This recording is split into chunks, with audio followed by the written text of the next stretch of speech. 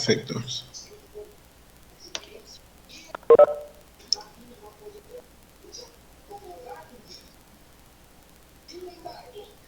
Ya. Entonces, vamos a compartir la pantalla.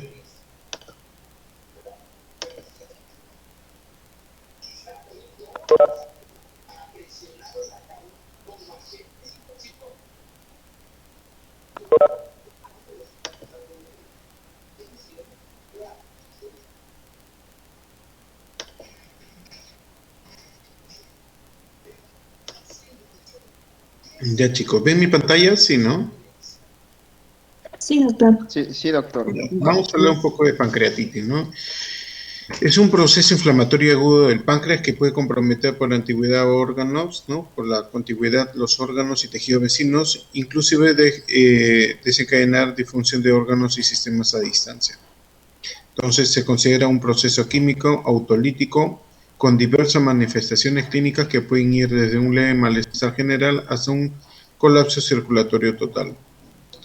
Las lesiones que se producen pueden ir desde un simple edema intersticial hasta la gangrena, necrosis grave.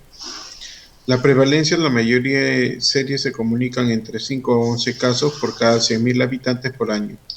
La prevalencia de la relación, según sea la causa entre hombres y mujeres, varía de acuerdo a la etiología. La causa más frecuente pues, es de litiasis vesicular y el segundo de alcoholismo.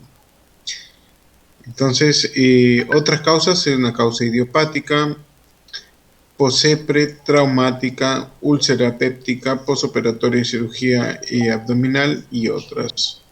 Enfermedad biliar es la causa más frecuente de pancreatitis. Los cálculos biliares pueden producir pancreatitis por diferentes mecanismos.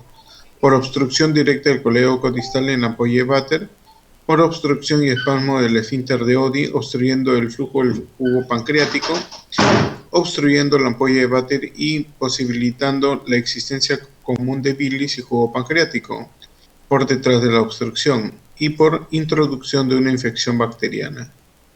El alcohol, como ya le dije, es la segunda causa más frecuente de pancreatitis aguda.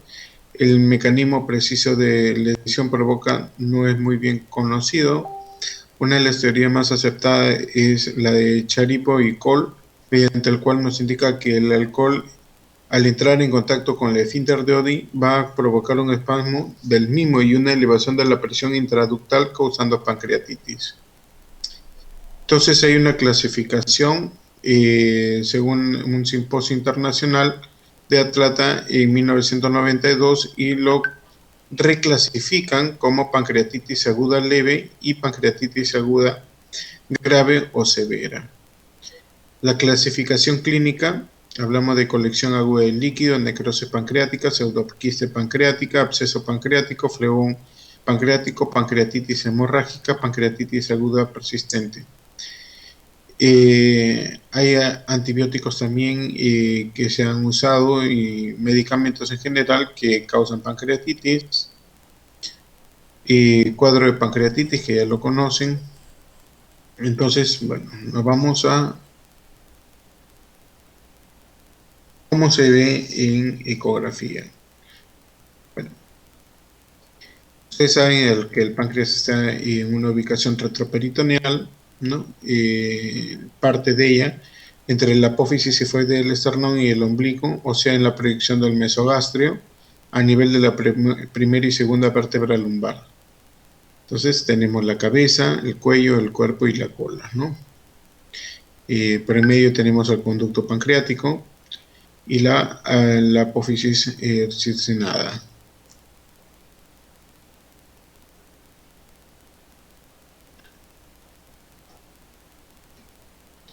Bueno, hay técnicas para exploración por ecografía, pero que serían las ideales, ¿no? Como un ayuno más de 6 horas, para que poder evaluar muy bien la vesícula, para evitar los gases, ¿no? Tenemos que tener un traductor de 3.5 MHz, lo ideal, o de 5. El paciente tiene que colaborar porque se tiene que hacer una inspirando y expirando. Y bueno, tenemos que lo ideal, pues, tener una preparación ideal con el estómago lleno, con líquidos, ¿no? Para que haga un refuerzo y una mejor visualización. ¿Cómo se ve una pancreatitis? Bueno, la ecogenicidad es heterogénea, o sea, significa de que el páncreas no es que normalmente se ve homogéneo. Acá en este proceso inflamatorio se ve heterogéneo. Podrían haber áreas de hiperecogénicas con zonas más oscuras, hipoecogénicas. El conducto pancreático podría estar dilatado y en caso de una pancreatitis crónica encontrar calcificaciones, ¿no? Cosa que no se ve en la pancreatitis aguda. Entonces, no vamos a reconocerlo.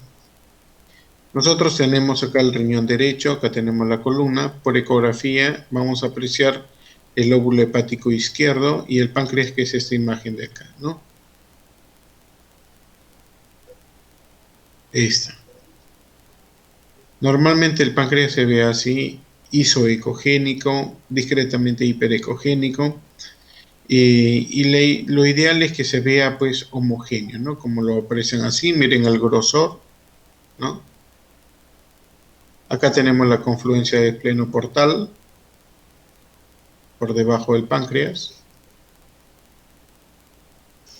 ¿Ven cómo se ve el páncreas? En este caso se ve un poco más hiperecogénico, más blanco, pero miren la contextura se ve homogénea, ¿no? La cabeza, el cuerpo y la cola, ¿no? Hay un signo que nos va a ayudar a representar si estamos bien o no en el páncreas, que es el signo de la cabeza de cobra, que es justo la esplénica, la vena esplénica y la confluencia de la mesentérica superior e inferior. Este es el páncreas, la cabeza, el cuerpo y parte de la cola, ¿no? Por encima tenemos, o por delante, mejor dicho, tenemos el lóbulo hepático izquierdo, ¿no? Nuevamente la cabeza del páncreas, el cuerpo. Acá tenemos el lóbulo hepático izquierdo. Acá tenemos la arteria aorta. Unas medidas aproximadas, ¿no? Entre 22 en la cabeza, cuerpo 18 y la cola variable. ¿No? Tamaño del páncreas va disminuyendo a través del tiempo, es decir, el páncreas se vuelve más pequeño, atrófico, cuando nos acercamos a la vejez.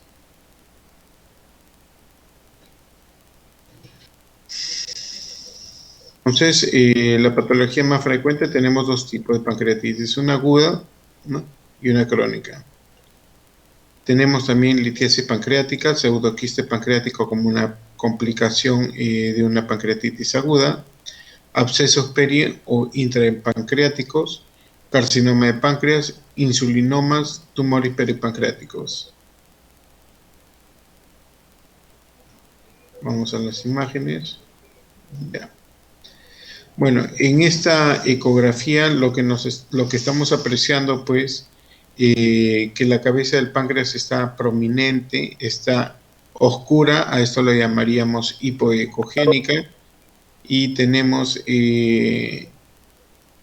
discretamente irregular, heterogénea, ¿no? Áreas más oscuras y más hiperecogénicas. Del mismo modo, tenemos acá el cuerpo y la cola del páncreas, representados pues por áreas de menor ecogenicidad. Se encuentra prominente, ¿no? El cuerpo y la cola, la cabeza también se encuentra bastante prominente. ¿Ven cómo se ve la pancreatitis? Tenemos un páncreas prominente, heterogéneo, hipoecogénico.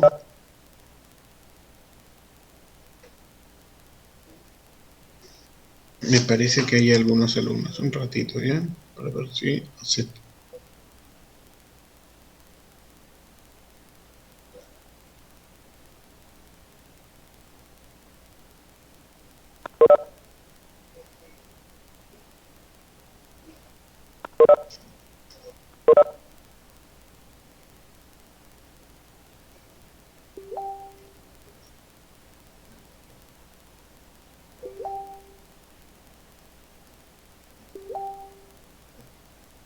Vamos, siguiente.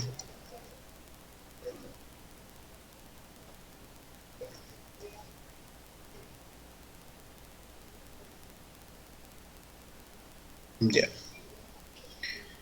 Y acá tenemos otra cabeza de páncreas hipoicogénica, discretamente heterogénea. Acá miren. Se encuentran también áreas de menor ecogenicidad y áreas más hiperecogénicas. Miren esta cabeza, cuerpo y cola, es un páncreas voluminoso, hipoecogénico y heterogéneo.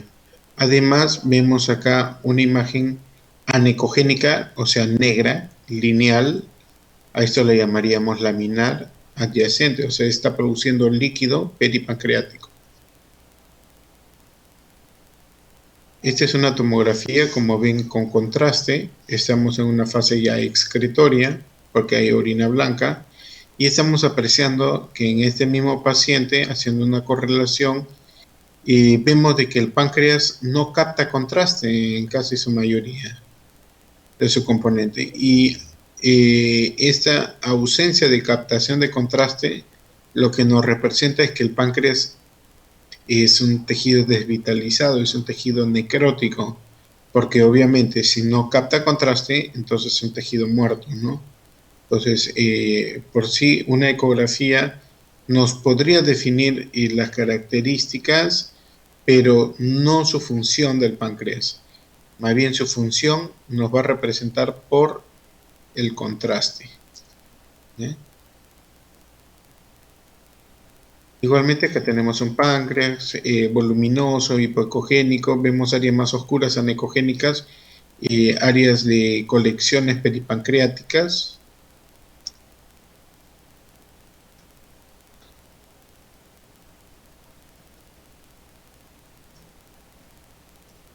Miren cómo se va un páncreas voluminoso, hipoecogénico, heterogéneo, en ambos casos. ¿Ya? Igual. Miren, áreas hiperecogénicas, hipoecogénicas, heterogéneas.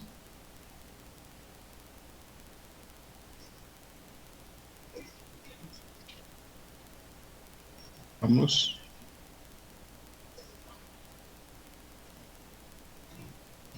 Ya. Acá tenemos nosotros, existen dos tipos de pancreatitis agudas. Una es edematosa, intersticial, y la otra es necrotizante. Bueno, la etiología puede ser la misma, depende del huésped, o sea, el paciente, que cómo asimila. Uno solamente se inflama y otro se necrosa. Si se inflama, aumenta el volumen, pero capta contraste. Y en caso se necrosa, pues el aumento de volumen es relativo y lo que más importa es que no capta contraste. Como vemos en este estudio contrastado, estamos en una fase nefrográfica o parenquimal, lo que estamos apreciando es de que el páncreas está voluminoso y alteraciones de la grasa adyacente del páncreas, y esto ya nos está diciendo que hay un proceso inflamatorio y hay una adecuada captación. Entonces nos encontramos frente a una pancreatitis edematosa intersticial. ¿Ya? Vamos a otra. Hay criterios de evaluación, ¿no? De Ransom, Apache, Baltasar. El de Baltasar nos va a importar bastante. Bueno, en cuanto al páncreas normal, nosotros podríamos tener un paciente con pancreatitis iniciando con leve, pero con valores de amilasa y lipasa elevada, pero tomográficamente lo vemos normal. Así de que a esta le llamaríamos Baltasar con páncreas de morfología normal, o sea, 0. Aumento de focal o difuso del tamaño pancreático, un 1. También anomalías pancreáticas intrínsecas con cambios inflamatorios en la grasa peripancreática, este es un 2. Colección líquida única alrededor o un flemón, 3. Si hay más de 2 colecciones o presencia de gas, recuerden, presencia de gas es un 4. Ahora, en cuanto a la necrosis pancreática, nosotros, por eso es necesario el estudio contrastado para hablar de necrosis. Si es menor o igual de 30%, 2. Es una clasificación de severidad, ¿ya? Si hay una necrosis mayor del 30 o 50% de todo el páncreas, un 4. Y si el páncreas está con una necrosis mayor de la mitad o sea del 50%, 6. Entonces vamos a sumar el criterio Baltasar con esta clasificación, esta categoría, y nos va a salir el índice de severidad. ¿Ya? En mi pantalla. Vamos. Entonces, cuando hemos hecho la suma leve de 0 a 2, una moderada de 4 a 6 y índice de severidad severa de 8 a 10. ¿Ya? Este es un estudio contrastado, un corte coronal, y lo que estamos viendo pues es de que la cabeza y el cuerpo hay una ausencia de captación de contraste, y esa ausencia de captación de contraste entonces nos dice que hay necrosis pancreática. Además hay una colección acá, hay otra colección acá, entonces tenemos que más de 2 colecciones sería Baltasar E, ¿no? Y si la necrosis es mayor del 50%, sería, acá tenemos, si es mayor del 50%, 6. Más 2 colecciones, 4. El índice de severidad, 10. ¿Ok? Entonces, bueno.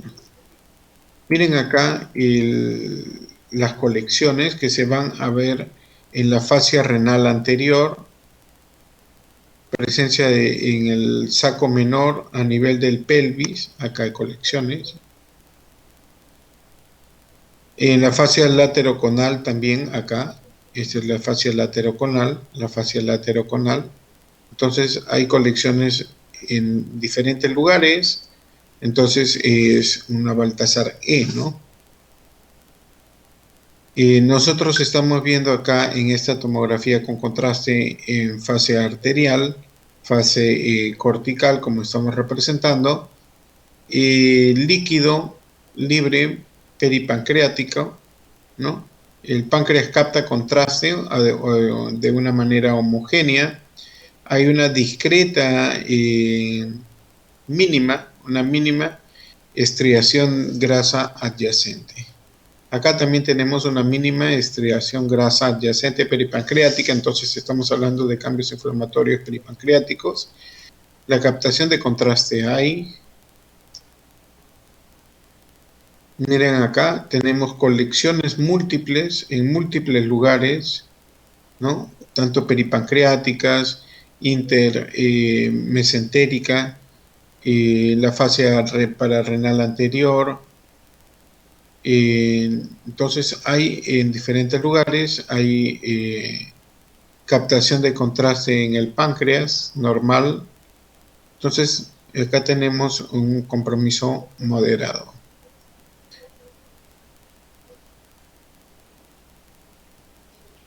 Miren las colecciones peripancreáticas que hay acá, arriba, abajo, por otros lados interasas, a nivel de interasas múltiples. Entonces estamos hablando de una Baltasar E, ¿no?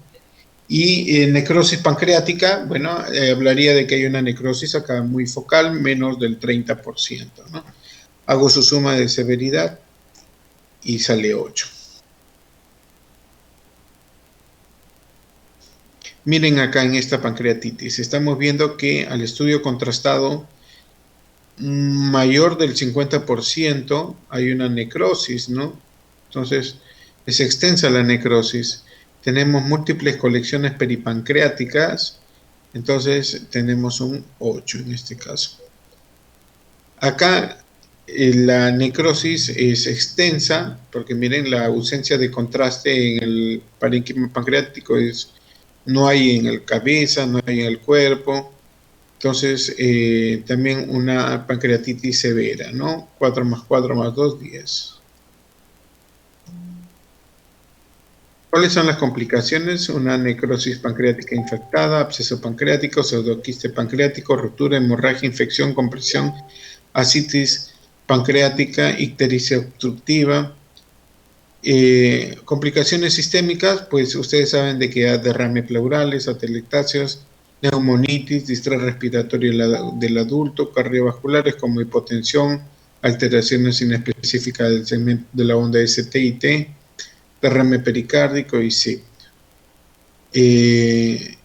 Complicaciones gastrointestinales, úlcera, gastritis erosiva, pancreatitis hemorrágica, trombosis en la vena porta, renales como liguria, trombosis de la arteria y vena renal. Metabólicas como hiperglucemia, hiperglicemia, hipocalcemia, encefalopatía, retinopatía de Purcher, del sistema nervioso central, psicosis, embolismo graso, necrosis grasa, tanto subcutánea, hueso y otros.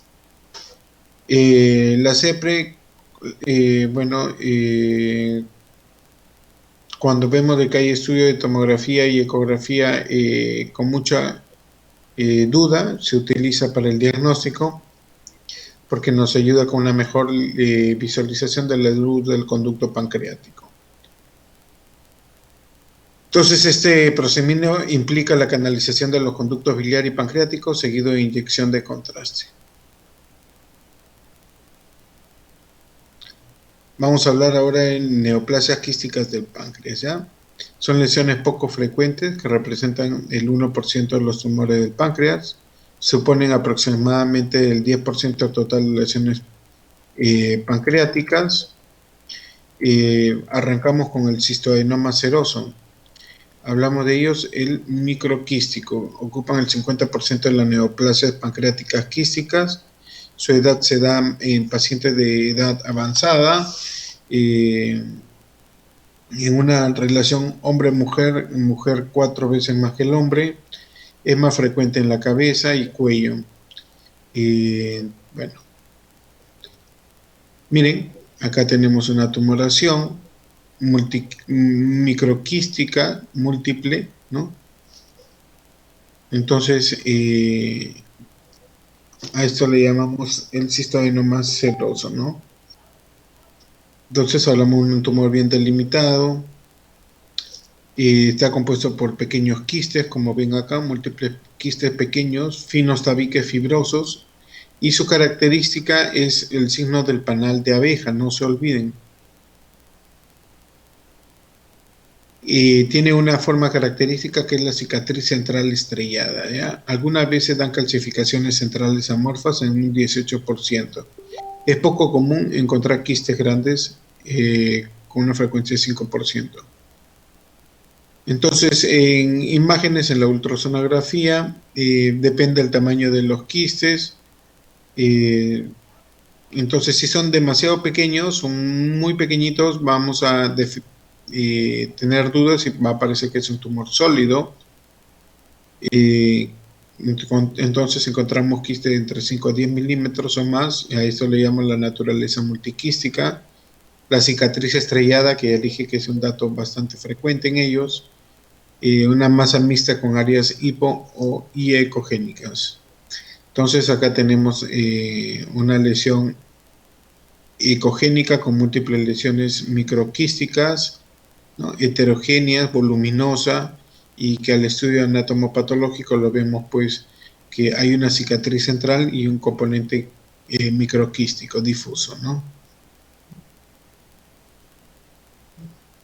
Por tomografía puede aparecer sólidas, si son menores de 2 milímetros estos componentes microquísticos, la calcificación de cicatriz central estrellada o Sunburst, realce prolongado, imágenes tardías, no signo de invasión local. Esta es la cicatriz que le mencionaba, vemos acá una tumoración multiquística, múltiples imágenes hipodensas, con realce al contraste de forma significativa, multilobulada, y está sobre la cabeza del páncreas. Acá vemos una imagen hiperdensa que corresponde a la calcificación en forma estrellada. Ya saben, esta es el cistoadenoma seroso. Ven cómo se aprecia, microquística, ¿no? Igualmente acá. Miren, hay un componente acá, no solamente microquística, acá tenemos un quiste grande y otro de menor tamaño como un componente complejo de esta lesión en la cabeza del páncreas. Por resonancia magnética, en la secuencia T2, como vemos acá el líquido cefalorraquídeo hiperintenso, vamos a ver su naturaleza líquida, ¿no? Y vemos cicatriz central, ¿no? Hay múltiples tabiques que separan estas lesiones.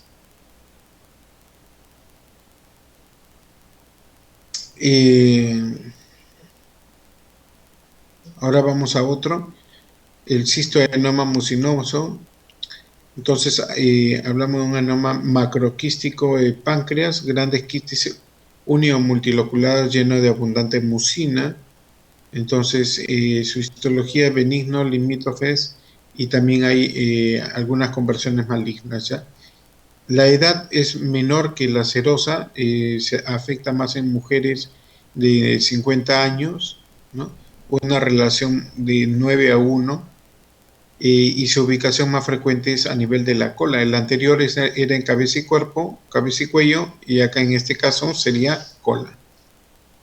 Entonces, la anterior daba síntomas pues obstructivos, ¿no? Ictericia. En este caso son más asintomáticos porque están en una ubicación más distal, ¿ya?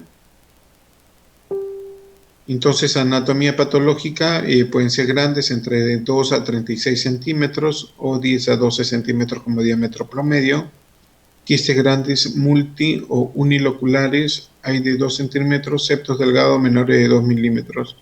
Tumor con menos de 6 quistes de más de 2 centímetros y 93 a 95% neoplasia quística mucinosa. Entonces acá tenemos un dibujo esquemático, la ubicación que está a nivel de la cola. Hablamos de una lesión multilocular formada por un escaso número de quistes, ¿ya? Cada uno de ellos de diámetro mayor de 2 centímetros de diámetro. Entonces, también es posible diferenciar estos septos, así como el paciente anterior. El caso anterior del cistoadenoma seroso, pero eran múltiples quistes más pequeños, estos son más grandes, ¿no? Miren estos componentes quísticos más grandes, ¿no? Mayor de 2 centímetros, y los componentes, los septos, ¿no? Que separan estos componentes quísticos, ¿no? Miren. Entonces hablamos de excrescencias papilares sólidas con el signo de malignidad, ¿no? Cuando vemos acá componentes más sólidos, pero lo normal es que eran todos quistes. Cuando ya vemos componente sólido, hablamos de un signo de malignidad como excrescencias papilares. El proceso maligno puede involucrar áreas pequeñas también, ¿no? Esta lesión quística suele calcificarse, miren, periféricamente, y puede dar una gran invasión de órganos adyacentes, ¿no? Si en caso fuera conversión maligna. Entonces estamos hablando acá de una masa bien predominantemente quística, nódulos murales y componentes sólidos, si en caso fuera maligna, ¿no? Y en ocasiones algunas veces se calcifican. Entonces, ¿dónde estamos acá? Son múltiples lesiones complejas con tabiques centrales, componentes quísticos en su mayoría. Acá hay otra, y vamos a ver un componente quístico, ¿no? Esta de acá no tiene septos, es única, no hay calcificaciones, solamente es un componente anecogénico redondeado. En esta tomografía vemos acá una lesión hipodensa con septo interno, ¿no? Un tabique central, ¿no? Sus bordes son muy bien definidos. ¿Y dónde está ubicada? En el cuerpo y la cola. En algunas veces se calcifican. Acá por esta tomografía estamos viendo acá los septos que captan contraste, la lesión hipodensa, estos tabiques, ¿no? Acá en el estudio anatomopatológico lo vemos esos tabiques, ¿no? Vemos acá un componente quístico con paredes bien definidas, homogéneo. En este caso no hay calcificación, pero sí estamos viendo acá una calcificación. No hay septos, pero sí hay una calcificación adyacente. El cistoadenoma mucinoso, pues entonces no hay una cicatriz como vimos en el otro caso, ¿no? Puede dar metástasis como adenocarcinoma mucinoso, lesiones quísticas redondeadas de pared delgada en el hígado, como cuando hemos estado hablando de las lesiones quísticas y hipovasculares en el hígado, pues una de ellas puede ser esta, ¿no? Entonces acá en resonancia magnética en secuencia T2 estamos viendo la tumoración de componente quístico y los tabiques en su interior, ¿ven? Sus paredes son delgadas, finas. Otra, la neoplasia epitelial sólida papilar. Estamos hablando entonces de una edad más abajo. Estamos entonces en el seroso, es la abuela, ¿no? La edad más avanzada. El mucinoso, estamos hablando de la madre, 50 años. Y la hija es la neoplasia epitelial sólida papilar, ¿ya? Para que no se olviden.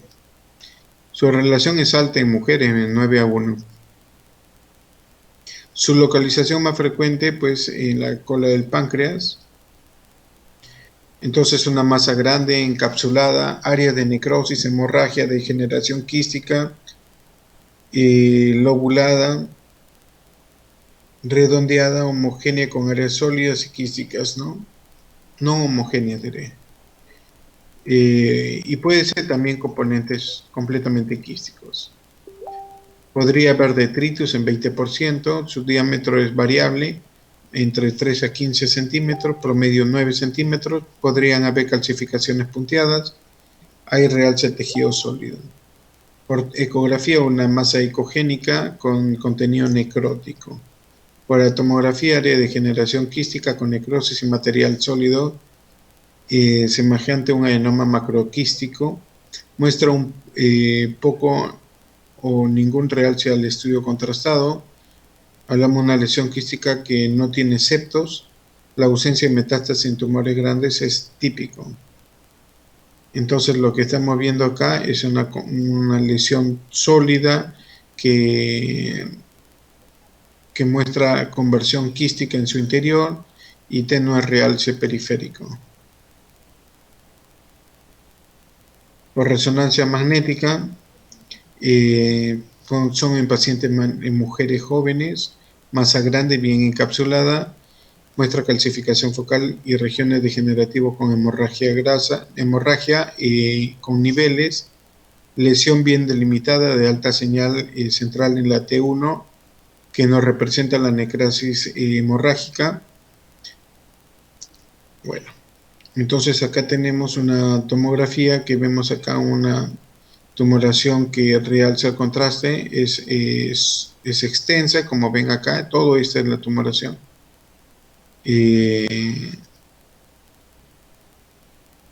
Pues si su ubicación es a nivel de la cola. Bueno, vamos a otro. Tumor mucinoso papilar intraductal. Entonces, este tumor es más frecuente en los varones ancianos, ¿ya? Como ven acá, ancianos. Es tumor intraductal raro, origen epitelio conducto pancreático, es poco potencial a la malignidad. Entonces, un dolor sordo, pancreatitis aguda, puede haber hiperamilasemia ocasionalmente. Entonces hablamos de epitelio tapizado, displásico, prolifera y forma proyecciones papilares. Protruyen con conducto pancreático principal o ramas colaterales y los expanden y formando conductos dilatados. Entonces hay una que es típico del conducto pancreático común, otras que forman estas dilataciones tubulares y la tercera que son las mixtas, ¿ya? Entonces acá tenemos la dilatación del conducto pancreático principal, Y miren esta resonancia, que se ve una imagen bastante dilatada, ¿no?, del Wirsung. Miren acá la dilatación del Wirsung, ¿no? Entonces, la tumoración es esta, proyecciones epiteliales.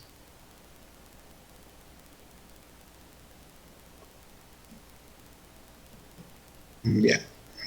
Acá en esta colangioresonancia apreciamos pues la marcada dilatación del conducto Wirsung en toda su extensión en la cabeza, cuerpo y cola, ¿no?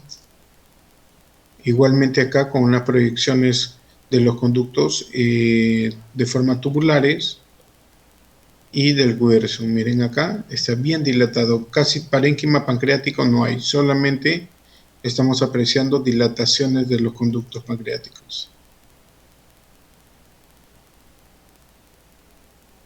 Miren estas dilataciones como componentes quísticos, ¿no?, a nivel del cuerpo y cola. El carcinoma de páncreas. La incidencia de cáncer aumenta con la edad. La mayor frecuencia se encuentra entre los 60 años a más. Es más frecuente en el hombre que en mujeres. Hay algunos criterios de riesgo. Otros criterios. Vamos a imágenes, ¿sí? Como ya saben, si hay un problema obstructivo ictérico, es porque el problema está por la cabeza. Los cánceres de páncreas que dan más metástasis y se le diagnostica tardíamente son los que dan en cuerpo y cola, ¿ya?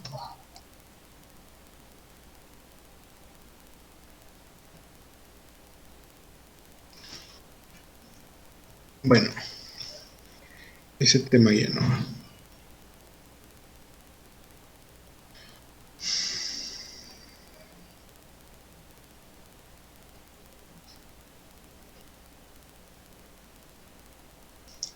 Vamos a hablar un poco de abdomen agudo, ¿ya?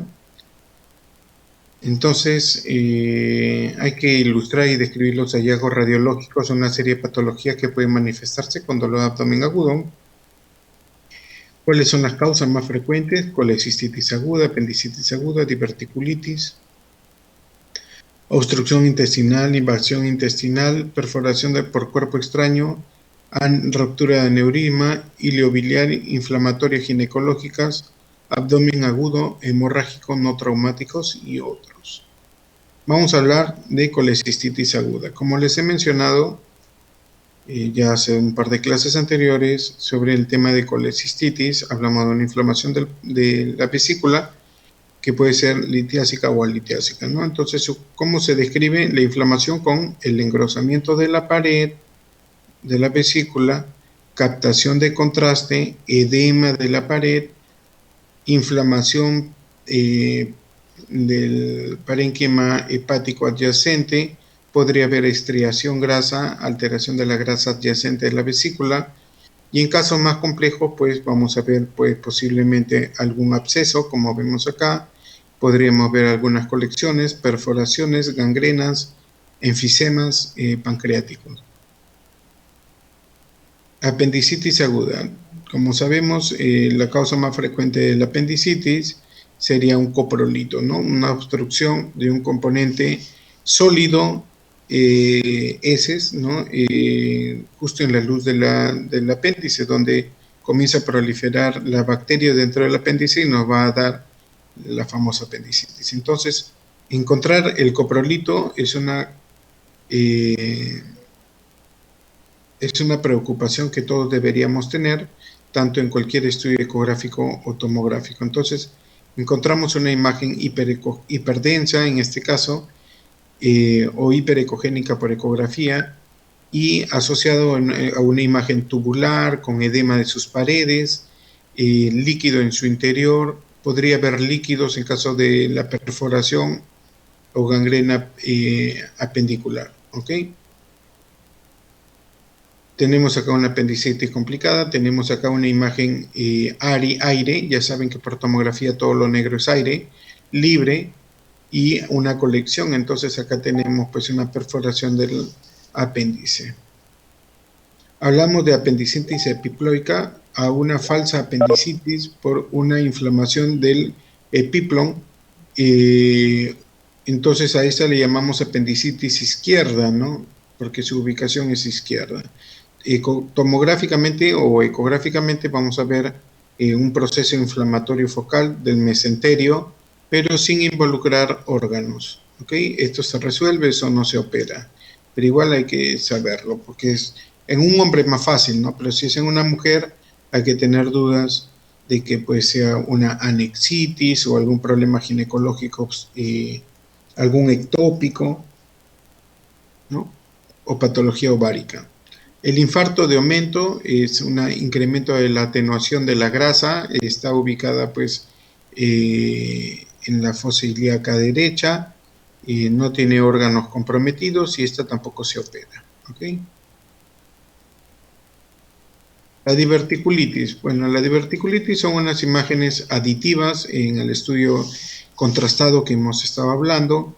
Son imágenes saculares por fuera de la pared del colon.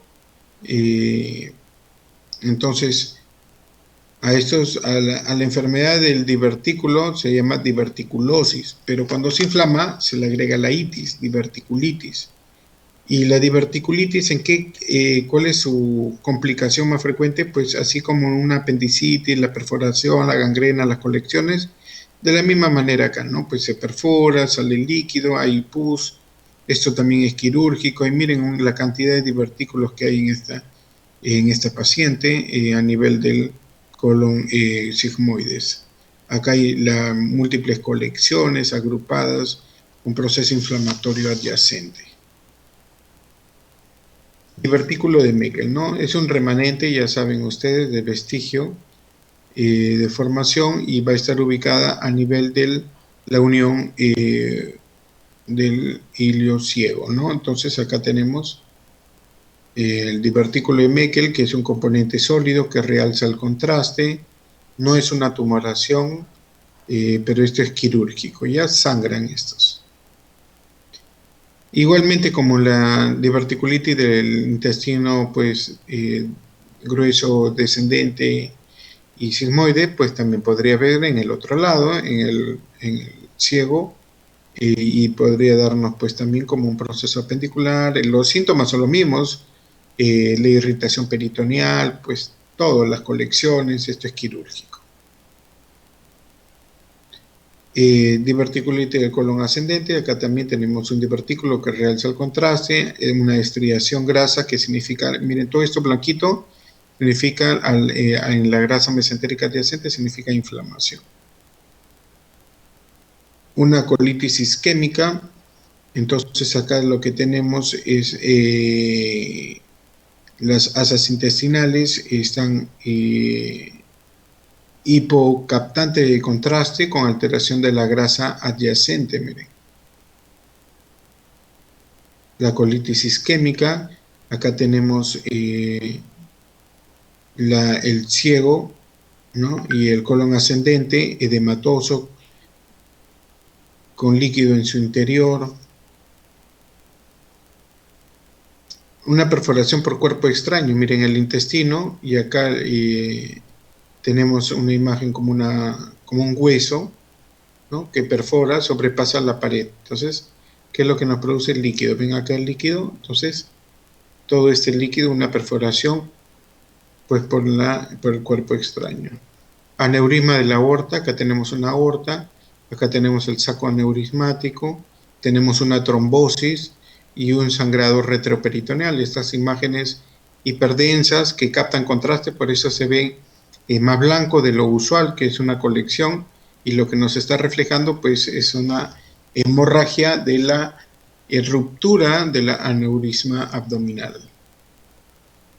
El hilio biliar, ya les he hablado, estamos hablando pues una tríada de Rickler, una hiperlucidez ramificada del cuadrante superior derecho, a esto se le llamaría, miren, ven aire acá en el espacio biliar, a eso se llama neumobilia.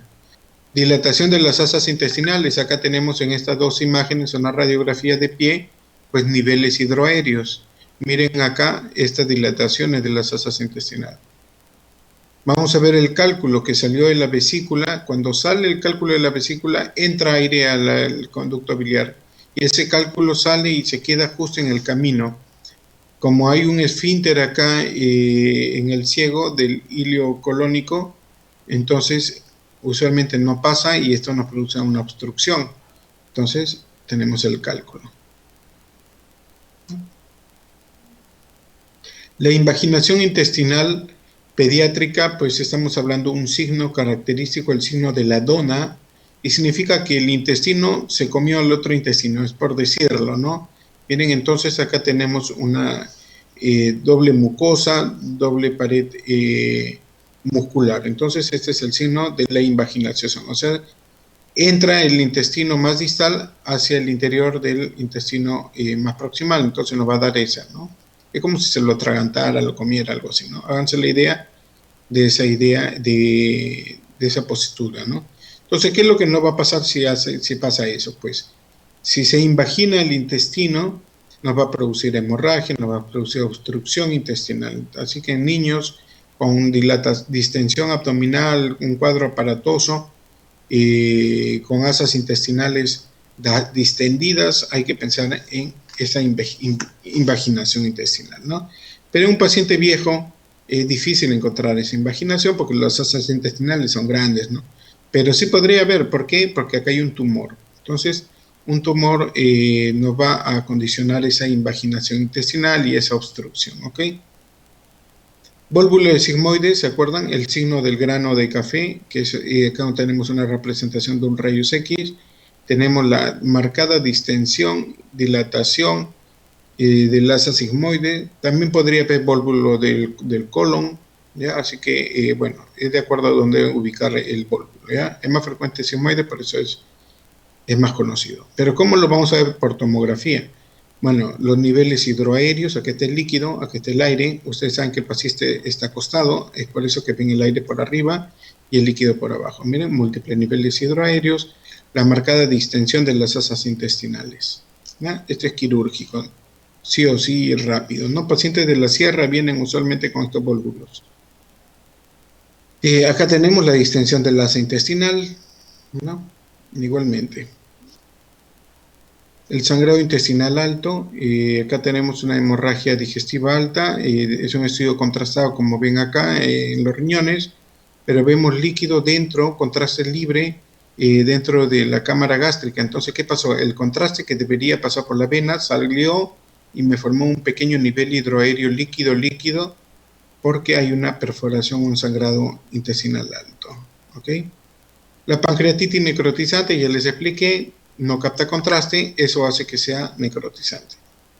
Trombosis de la vena ovárica, miren acá, la vena ovárica hay una imagen hipodensa en su interior que nos está condicionando pues esa trombosis. De la misma forma acá, tenemos la vena ovárica ocupada por contenido hipodenso.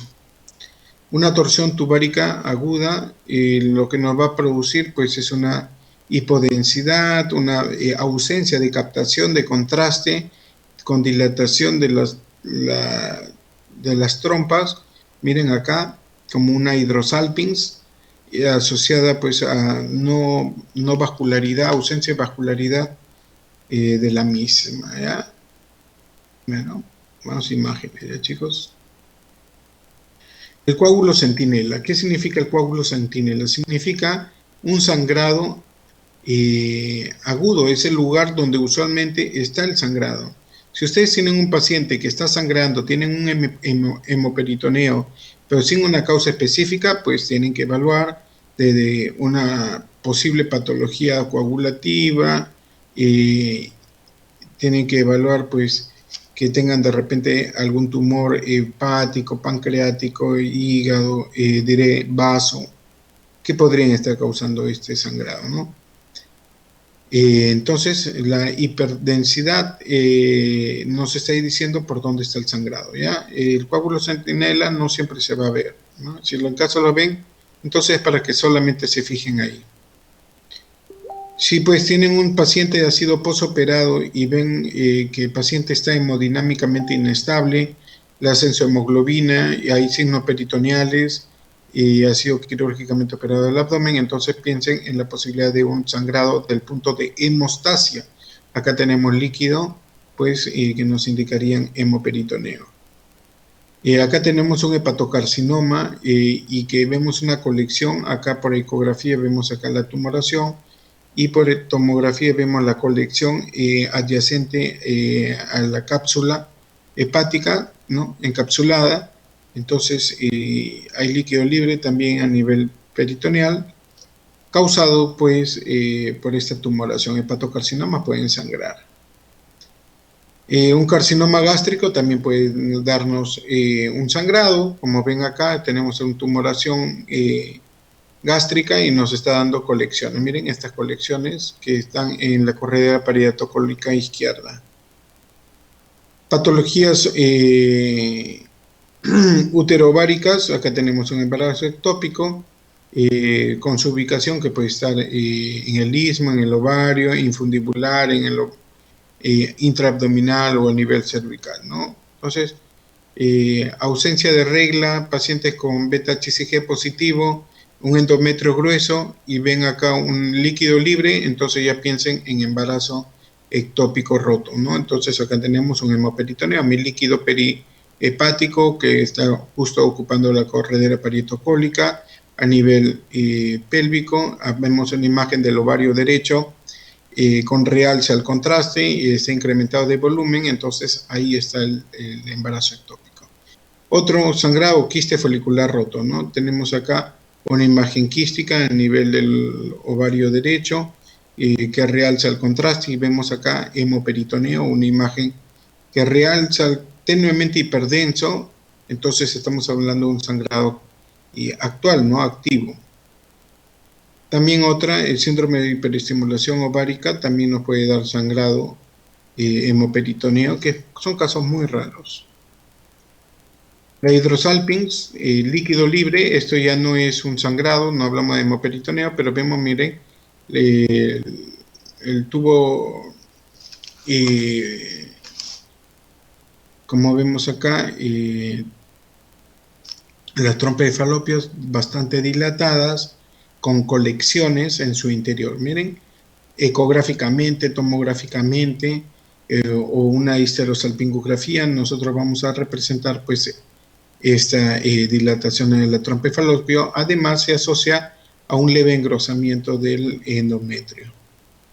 Hidrosalping es una complicación, ¿no?, del hidrosalping. Hablamos de pus, y la pus ya saben de que tiene bacterias, así que hay gas, ¿no? Miren acá gas. Si ustedes ven gas en cualquier parte del cuerpo, piensen una perforación si es intestinal o la otra que es pus, ¿ya?